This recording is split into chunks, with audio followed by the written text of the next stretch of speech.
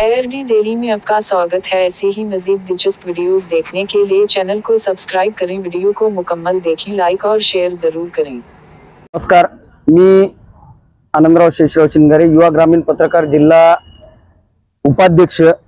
आज रोजी अर्धापूर येथील तहसील कार्यालय तहसीलदारांना असे निवेदन देण्यात आलेले आहे की अर्धापूर शहर व तालुक्यातील शेतकरी व बिगर शेतकरी शिधापत्रिका धारकांना बंद झालेले जे धान्य व लाभ त्वरित मिळण्यात यावा यासाठी आम्ही निवेदन देण्यात आलेलं आहे।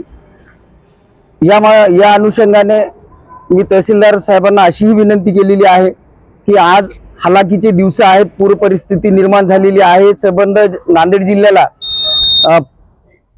पूरग्रस्त जाहीर करण्यात आलेले आहे आणि जे अनुदान अगोदर मिळत होतं गेल्या 2-3 वर्षापासून हे अनुदान बंद झालेलं आहे। काही जणांना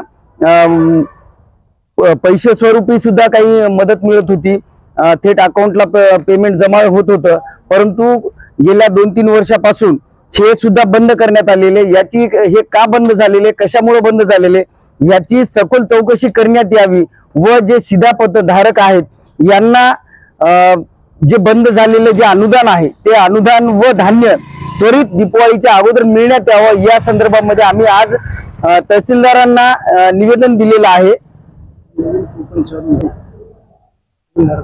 जे नवीन शिधापत्रिका धारक जे आहेत त्यांना सुद्धा त्वरित शिधापत्रिका देण्यात याव्यात, जे अपडेट्स आहेत ते अपडेट्स लवकरात लवकर करून देण्यात यावे आणि जे नाव नोंदणी असतील त्याच्यातून वजा करणे असेल किंवा अधिक करणे असतील यावरती सुद्धा तातडीने अर्ज स्वीकार करून बाकीच्या त्या जे आहेत ते कार्यवाही पूर्ण करून देण्यात याव्यात।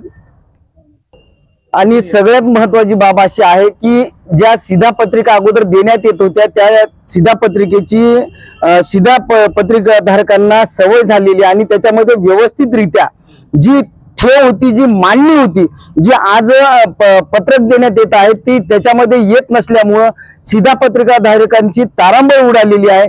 मी शासनाला विनंती करतोय की जे अगोदर शिधापत्रिका जे पुस्तक स्वरूपी देण्यात येत होतं, डायरी स्वरूपात देण्यात येत होतं, ती देण्यात यावी अशी आमची युवा ग्रामीण पत्रकार संघटनेच्या वतीने तहसीलदार यांच्या मार्फत मुख्यमंत्री यांना मागणी करण्यात आलेली आहे। आणि जे काही ओला दुष्काळ जाहीर करण्यात आलेला आहे याच्यामध्ये सुद्धा अनुदान ताबडतोब देण्यात यावं अशी आम्ही विनंती केलेली आहे।